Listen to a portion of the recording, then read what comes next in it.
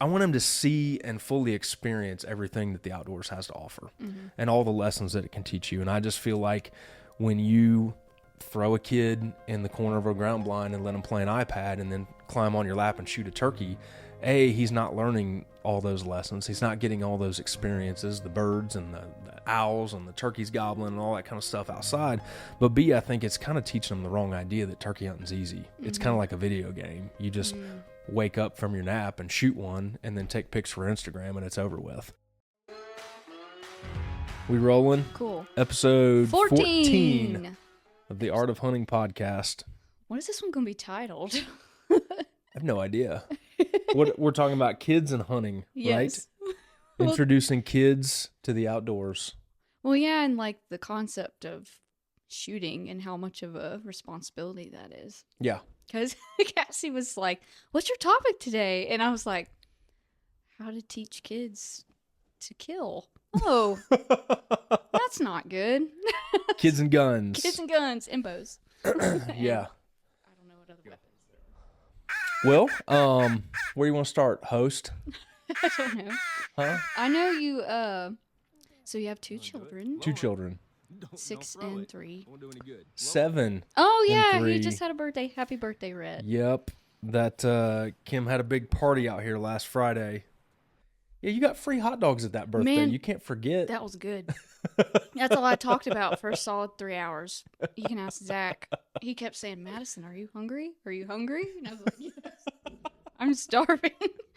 And I was just waiting on Kim to be like, "Okay, y'all can come eat. Okay, we're cutting the cake." And I was eyeing those little basketball, baseball, football cookies. I was like, "This looks so good." Yeah. Kim's the ultimate planner. Party planner. So, when we have a birthday party, look out. They had a jump house and everything. We had a bounce house. We had a water balloon fight. It was a sports theme. So we had cupcakes. We had a hot dog bar. We had all kinds of stuff. It was good. Yeah, she does it up right. Yeah. But yeah, so Rhett just turned 7 and Brooklyn is 3.5. She'll be 4 in October. And, we had my mom on last week on the podcast, and she talked a lot about what it was like when we were growing up, how we kind of got into the outdoors and all that. And honestly, we got into the outdoors just naturally. I mean, it was just it was part of our culture. It was just part of, loading up in the back of the truck and going to feed cows with Dad and riding on a tractor and seeing pigs and livestock. And then we deer hunted on the weekends. It wasn't, I feel like maybe I didn't pay attention to it before, but I noticed it at the Turkey Federation when I first got hired on, is they had entire programs dedicated to getting youth involved in the outdoors. And so that was kind of eye-opening to me because I always thought it's just what we did on the weekends. It was like playing catch or, gardening or whatever. It was just part of what we did. And so I never had to consciously think about how to introduce kids in the outdoors and how to teach them. You just kind of organically learned it. Yeah, I've noticed a lot of people have what do you call it? Camps or organizations have a camp or they have just some sort of organized event for kids. Yeah. So it seems to be a big thing and a big goal for this industry to want to get fishing kids derbies into. And stuff like that. Yeah. Yeah. So. I think the writing is on the wall. Politically, I'm not even going to get into that, politics in America, but a lot of people have moved to more urban environments, and there's been a lot of people have moved off the family farm and away from things, and there's a lot of things competing for your kids' attention now that weren't when I was a kid. I mean, we were literally playing original Mario Brothers and Duck Hunt, so there wasn't all the stuff. Sports, right now, we're at the age we're starting to get into baseball, and there's travel baseball, and kids are playing the same sport 11 months out of the year.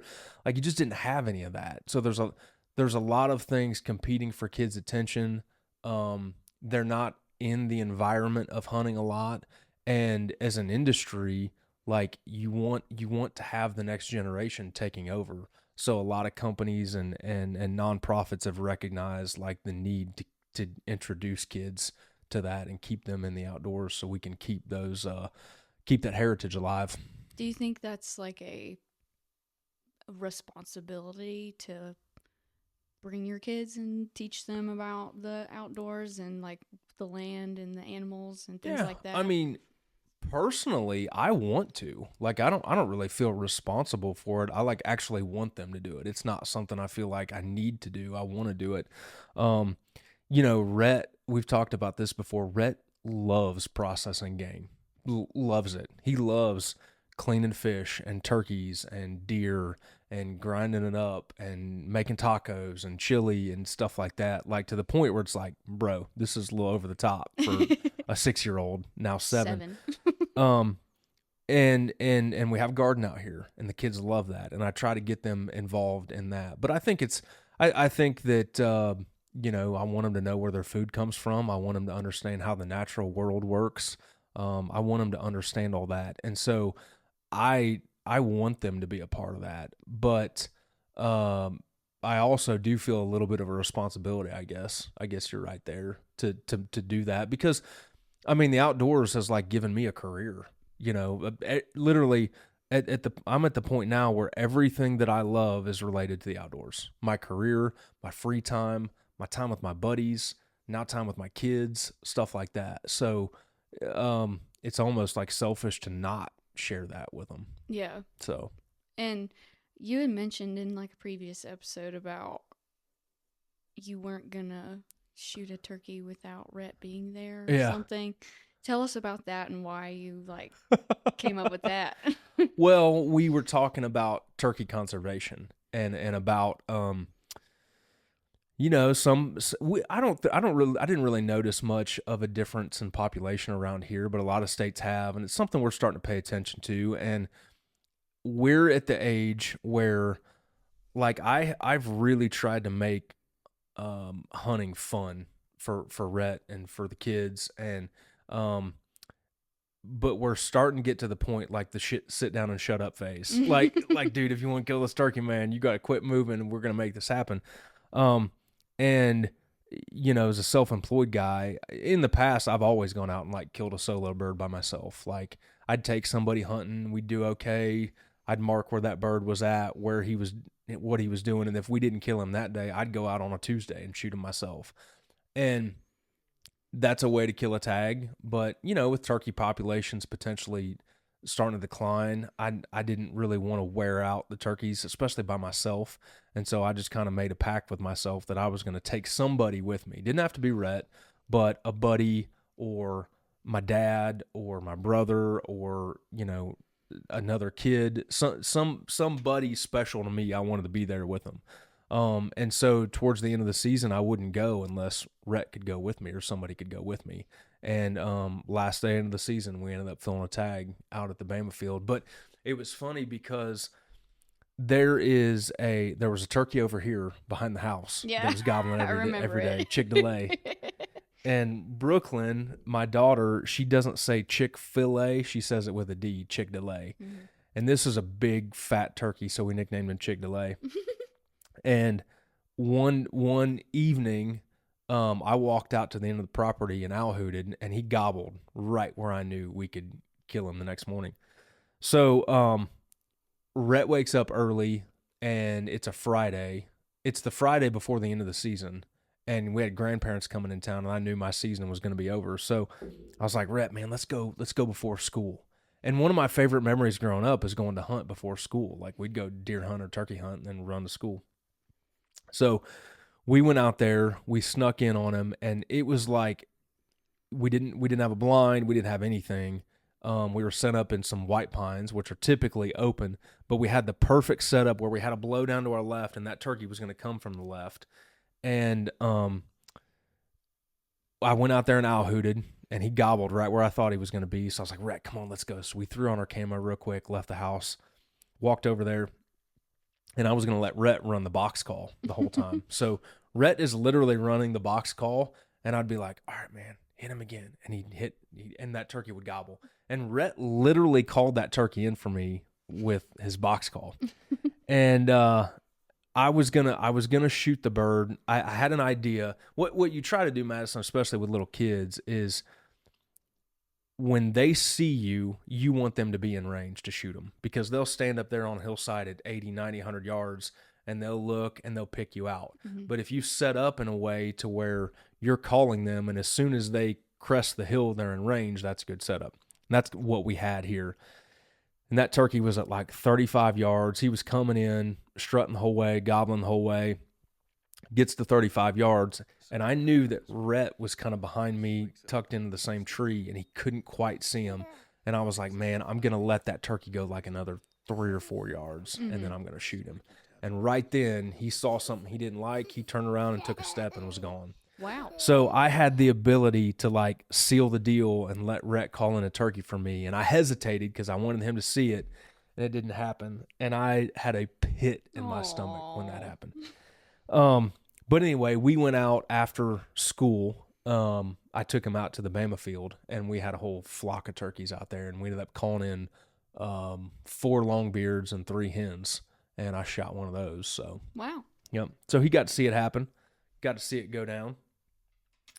But so yeah, we had a lot of fun, and that was cool for me because it is really easy to say something. It's a lot harder to follow through and do it. Yeah. And I get towards the end of the season and I've still got a tag in my pocket, man. I want to go fill it. Yeah. And it's harder with kids taking them. Mm. And so I felt pretty good about myself to like be able to follow through on that and not just go itch my trigger finger by myself. That was such a cute picture too of y'all. Yeah.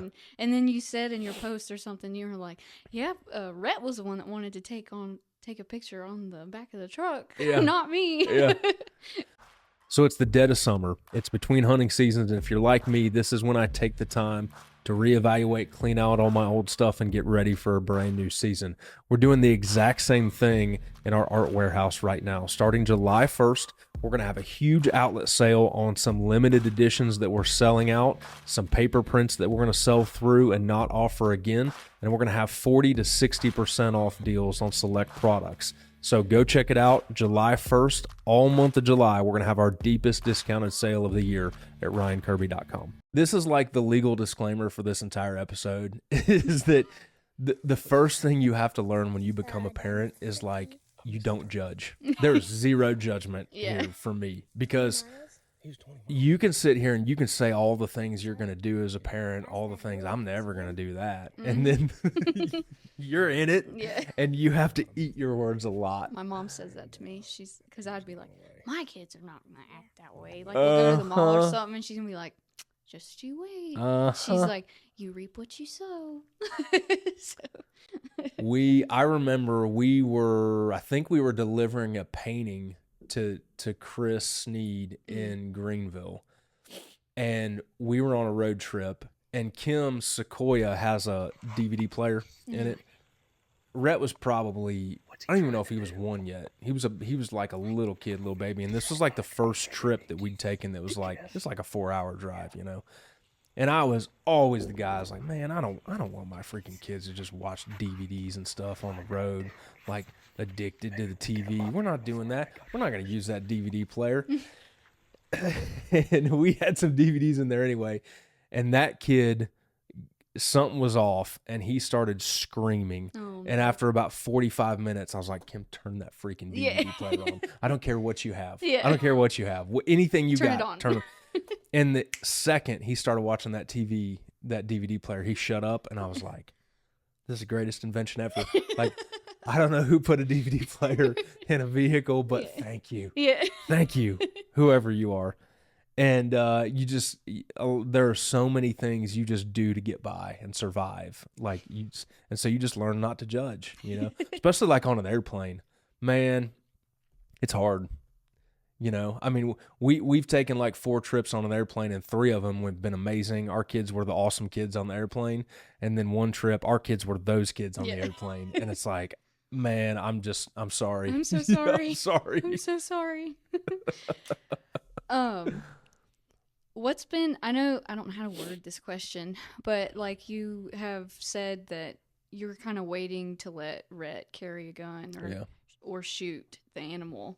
what's made you come to that decision? Is it age, or is it just like? Well, and again, that there's no judgment on my part as a parent. It is my personal decision to hold off on him shooting one. I feel like just our culture today, we are having kids do things so early now. It's crazy. Mm-hmm. And I feel like kids just need to be kids a little bit. Mm-hmm. You know, I mean, we're at the age where we're starting to play a little bit of ball, a little bit of travel ball, but not much. But like, there's like 8-year-olds that play baseball 11 months out of the year. It's crazy. There's kids like throwing out their arm and having like shoulder problems as 12-year-olds because we're just like pushing them to do this stuff. And Rhett has that competitive drive, focus streak in him. And so I know that the competitive, I'm going to go kill this turkey. I know that's coming because he gets that from me. Mm-hmm. So my strategy is just to keep it fun, keep the whole thing fun. And when he does pull the trigger, I want him to be mature enough and old enough to understand the situation. Mm-hmm. I want him to know that like, this is not a play video game. He's taking a life and he's using a firearm. And that's something that I feel like he's got to earn. Mm-hmm. He's got to be ready for it.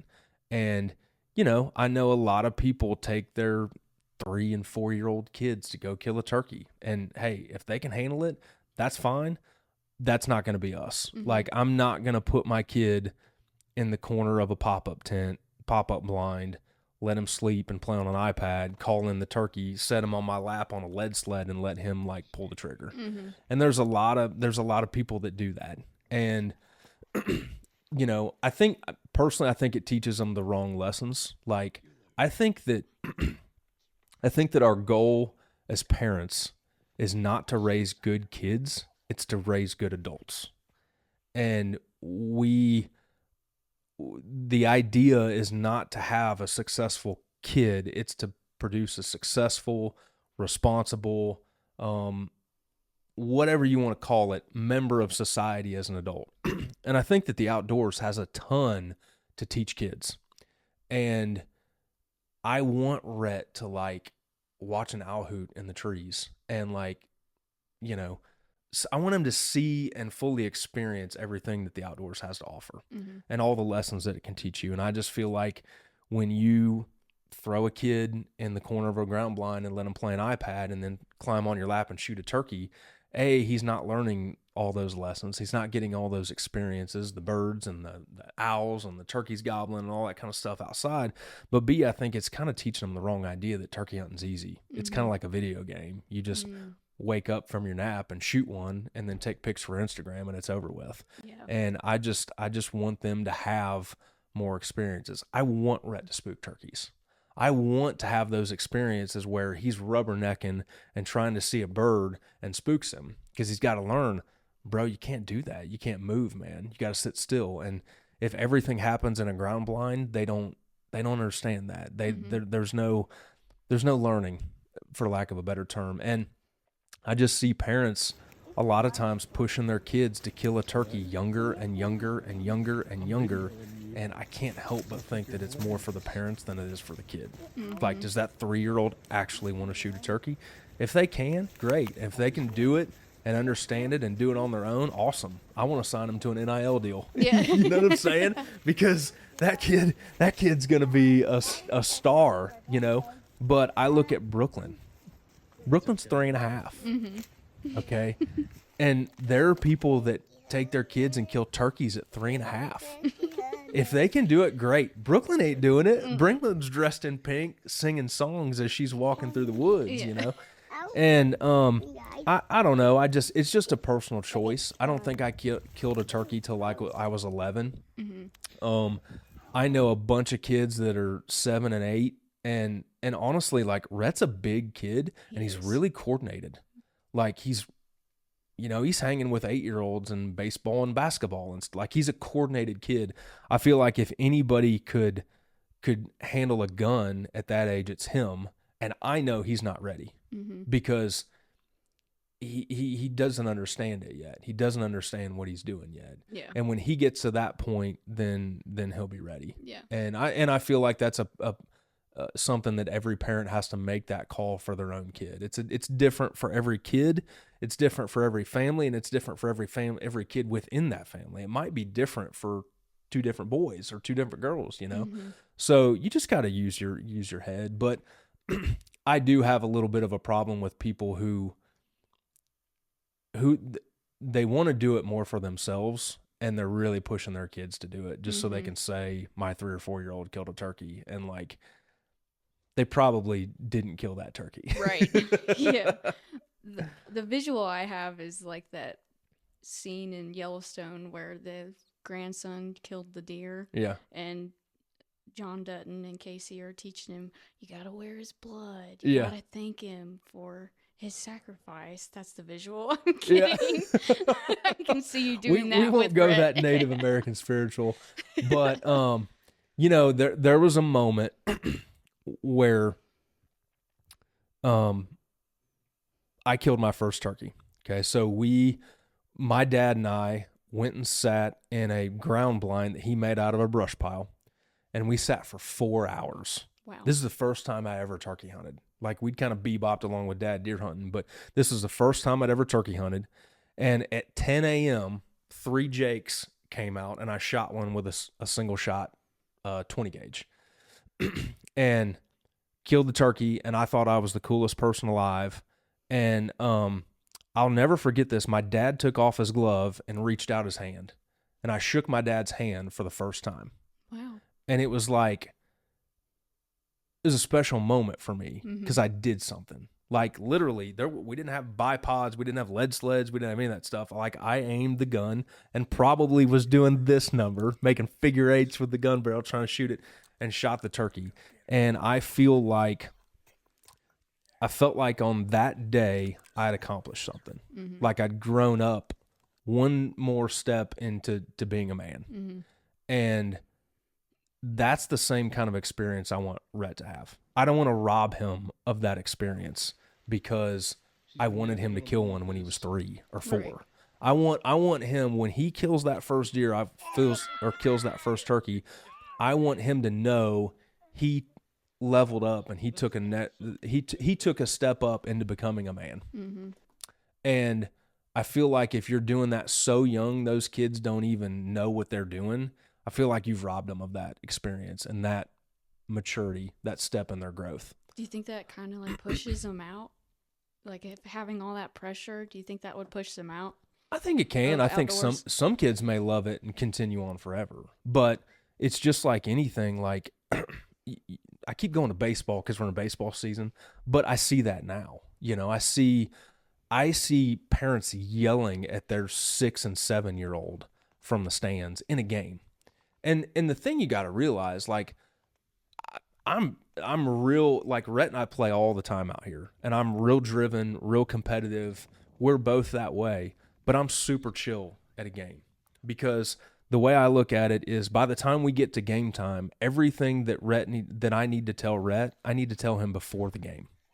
You're not going to yell at that kid when he's at the plate and the light bulb just suddenly going to click on, he's going to learn. Yeah. Like, no, you gotta plan, you gotta prepare, you gotta invest time and work with them and train them, and I feel like all of parenting, to me anyway, all of parenting is like working with them and preparing them for that time for them to stand on their own. Mm-hmm. Okay. So, like, you can't ever keep them out of harm's way or danger or hard situations. You've got to prepare them ahead of time for what they're going to do in that moment. And I feel like hunting is the same way. Like, mm-hmm. You've got to work with them to be able to stand on their own, not hold their hand. Mm-hmm. Like, for example, just, I keep going back to the putting them on a lead sled and shooting them. A lot of people do that. Like, they line the gun up for them and then they guide their hand and the kid just pulls the trigger. Well,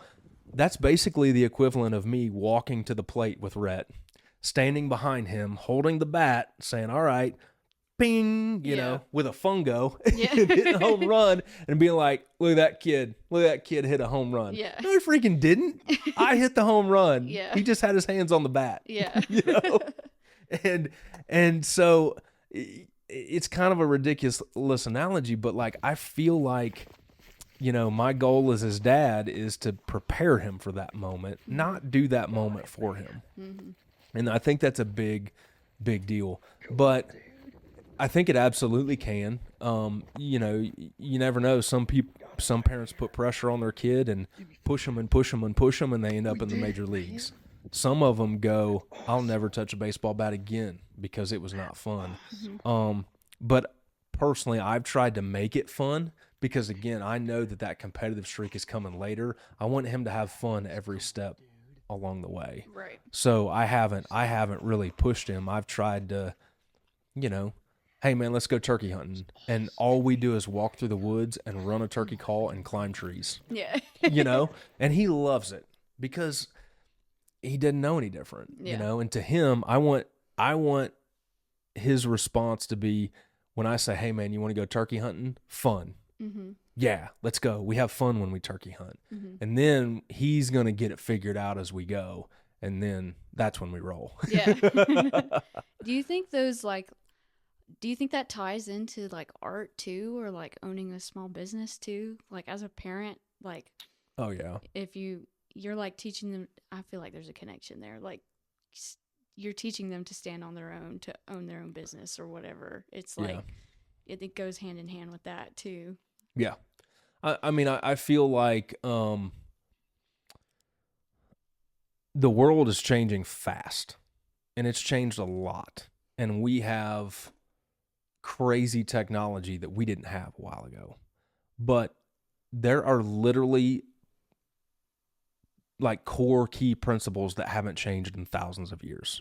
Like hard work, doing what you say you're going to do, integrity, creativity, vision. None of those things have changed. And people ask me all the time, like, who's going to be your artist? And I don't care. I don't care if they're an artist. Like, it literally, if they want to do it, I'm totally, everybody asks, like, your kid going to be a doctor too? And they're like, no, I'm never going to let them be a doctor, because they've kind of like, learned some hard knocks along the way. I'm going to have my kid do this. Like, that's the ticket. Very rarely do people want their kids to take over their business. They want them to do something better. But, I've always said, I wrote a blog post one time about how everything I needed to be an artist, I learned from a farmer.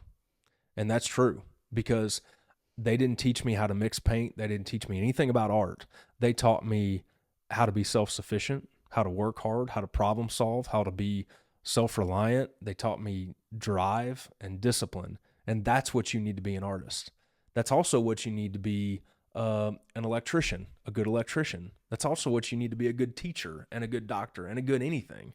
And I feel like some of those key principles have not changed.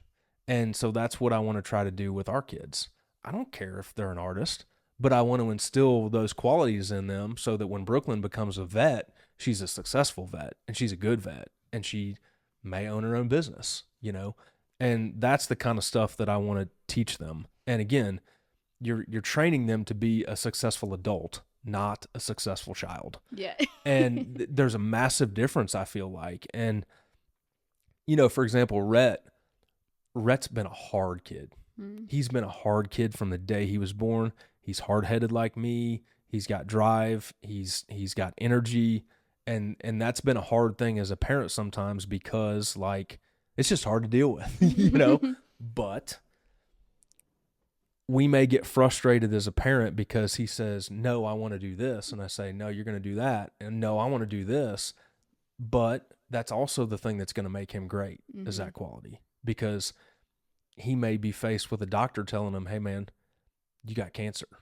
And he says, no, I'm going to beat it. And the doctor says, it's not looking great. Yeah. It's going to be hard. You've got a 1% chance. And he's going to say, nah, I'm going to beat it. And he beats it. You know what I'm saying? Like, that determination, that will, that drive, that not being unwilling to take no for an answer sucks when it's your kid. It sucks. It's so freaking hard to deal with. But it's also what might make him successful, or save his life, or save somebody else's life down the road, or help him change the world. Like, and so I don't really know where we're going with that, Me but Hey, I know what we're but my point is, I don't want to like. We'll see deers too. You don't want Have you I don't want to working on your squash owl that. hoot? I don't want to take that out of him. You know, and so that's sort of the things with hunting. You gotta let them be their own person. Like, yeah, you gotta keep them within a certain guideline. You gotta keep them safe. You gotta keep them smart, but you've got to kind of let them find their own way. Yeah. Within that. Yeah. Well, it's like Brooklyn's the same way right now. She's like, no. Oh, no. She's a little psycho right now. She has been our angel, easiest baby, sweetest baby, and she hit 3.5 and like a switch flipped, and she's got her little independent. She's going through her little independent phase where she's pushing the boundaries to see what she can get away with and all that, and it's freaking miserable. But cute at the same time. Yeah, cute for you. You get to see it and go home at the end of the day. Yeah, I dare not try to take any watermelon away from her. That kid will crush a watermelon. Well, I feel like we got deep on I know this you got one. really inspirational there. Sorry. I was welling up some tears. It was I cried everything. But one thing that's hard though that goes hand in hand with this is, you know, it's like we were talking about those programs on getting kids into the outdoors, and they're great, but man, it's really hard because so much of that stuff needs to be taught over time and consistently and on a routine. It's really hard to like take a kid fishing one day for a weekend, like fishing rodeo or a youth hunt, and continue that. Yeah. You know, like, yeah, you introduce them to the outdoors, you let them have fun. They think that hunting is cool, but like, where do you go from there?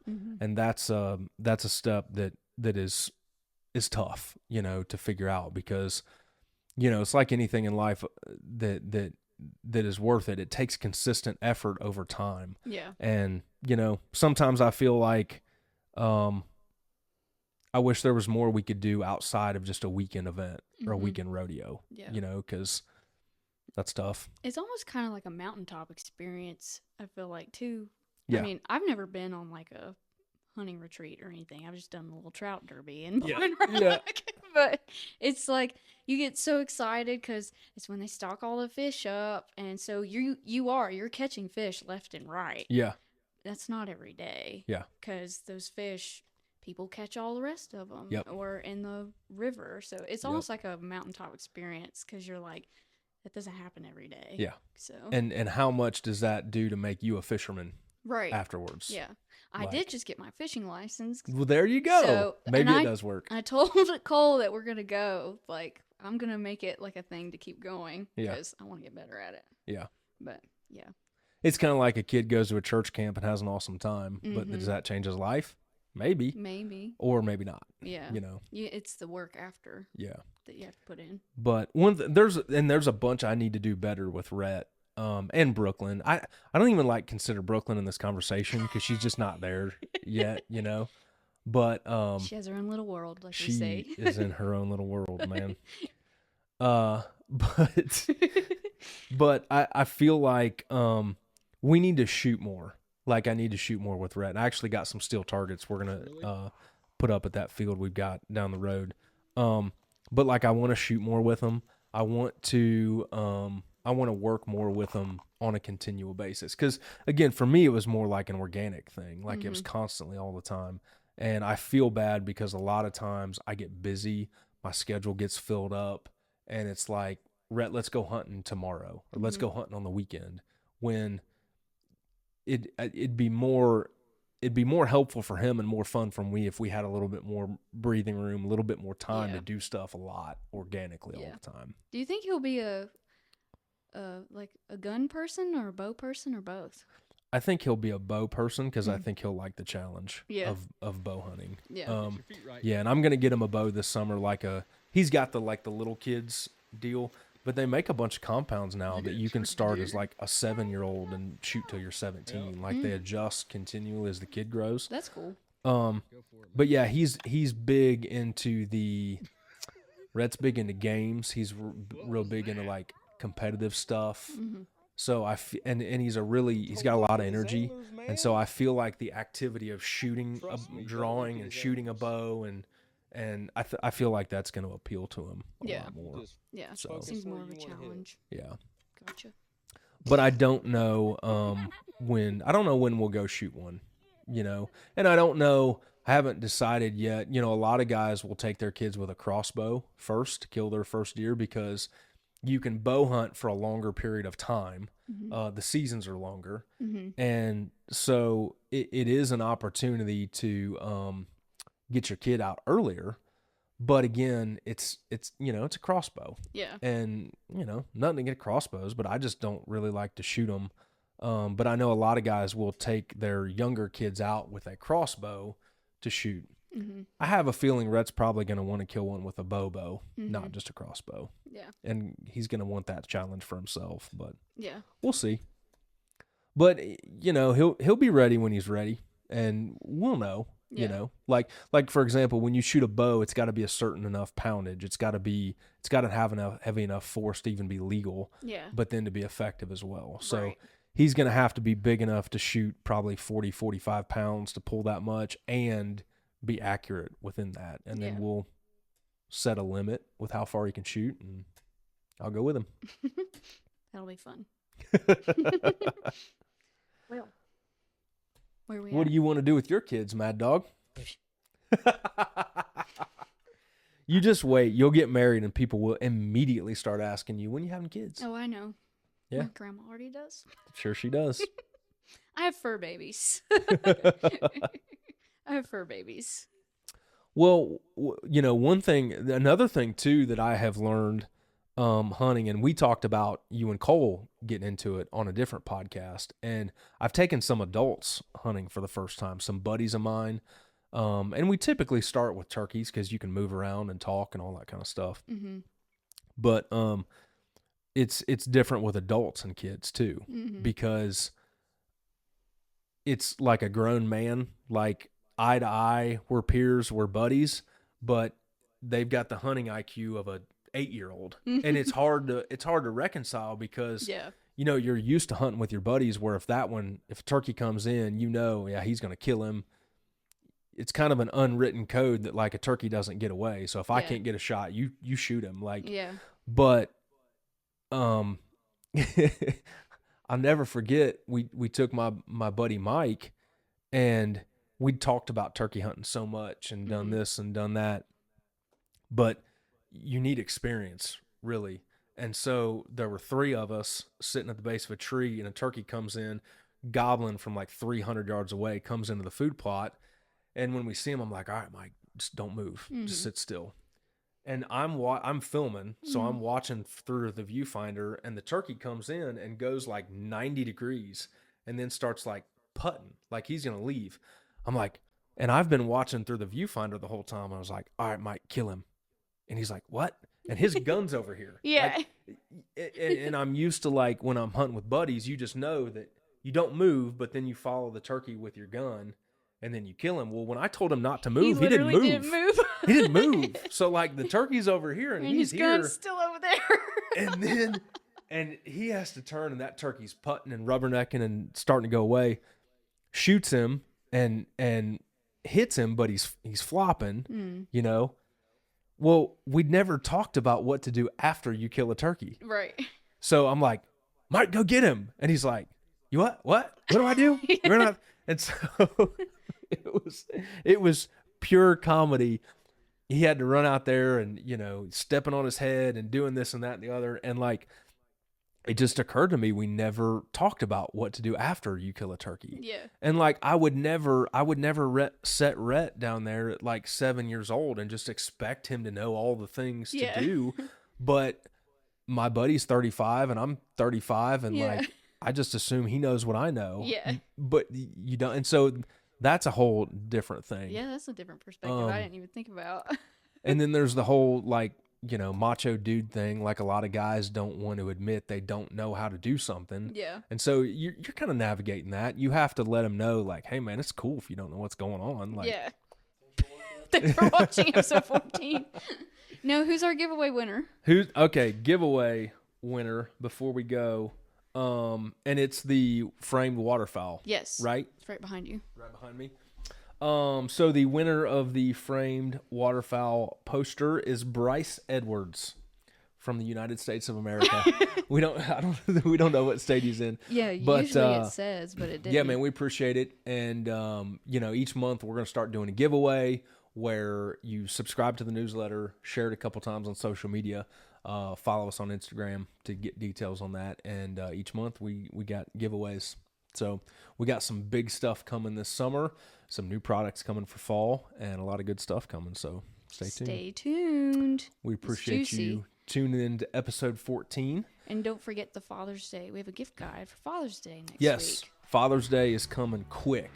Or this Sunday, sorry. This Sunday. Yeah, we typically ship pretty quick. Most everything is 2 days. Yes. Across the country. Mm-hmm. So yeah, it's not too late to get stuff for Father's Day at ryankirby.com.